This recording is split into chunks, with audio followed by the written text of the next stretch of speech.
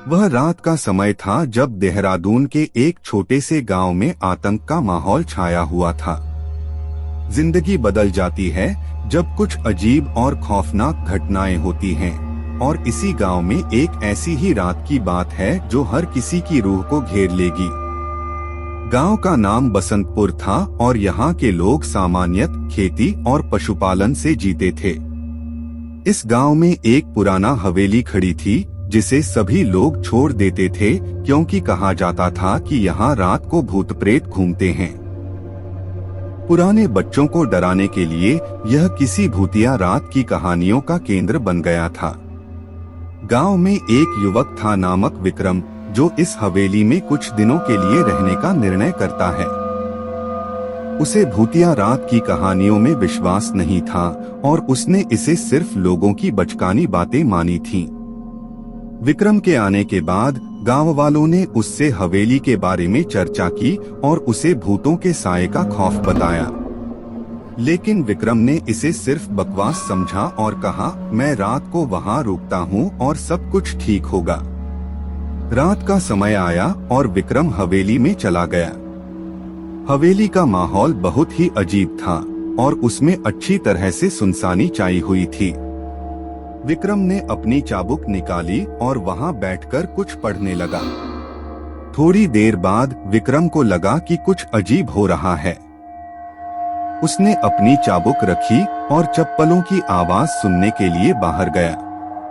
वह देखता है कि एक पुरानी तस्वीर विक्रम के सामने खड़ी है, जिसे वह नहीं देखा है। तस्वीर में एक वृद्ध महिला की हंसी दिखाई देती है, लेकिन उसकी आंखों में एक अजीब सी चमक है। विक्रम को लगा कि यह तस्वीर कहीं से बाहर आ गई है, क्योंकि इसकी उपस्थिति उसे पहले नहीं दिखाई दी थी। विक्रम ने तस्वीर को देखकर कहा, यह कौन सी तस्वीर है? मैंने इसे यहाँ पहले कभी नहीं देखा। अचानक हवेली में वायुमंडल में एक अजीब सी सुर महसूस होने लगी।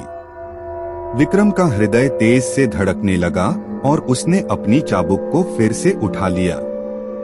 बाहर की ओर बढ़ते हुए आवाजों के साथ हवेली में अचानक अजीब सी रौनक हो रही थी।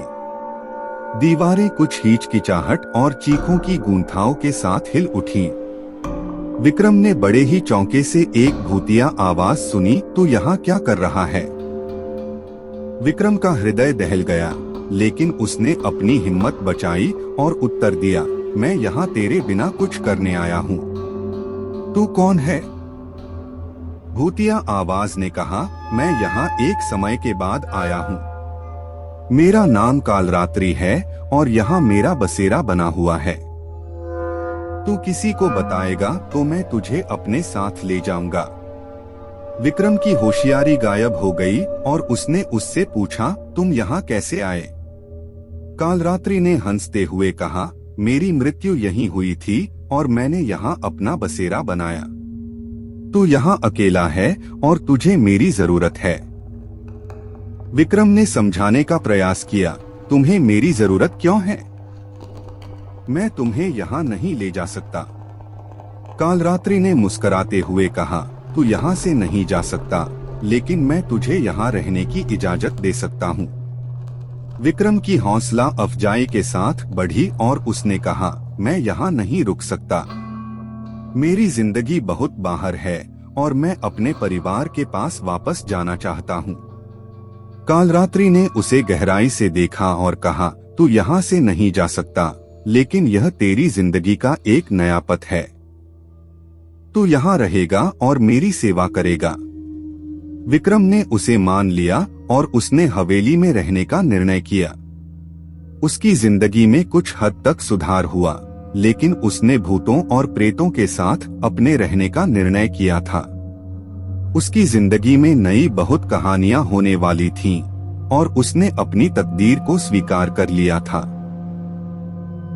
वह रात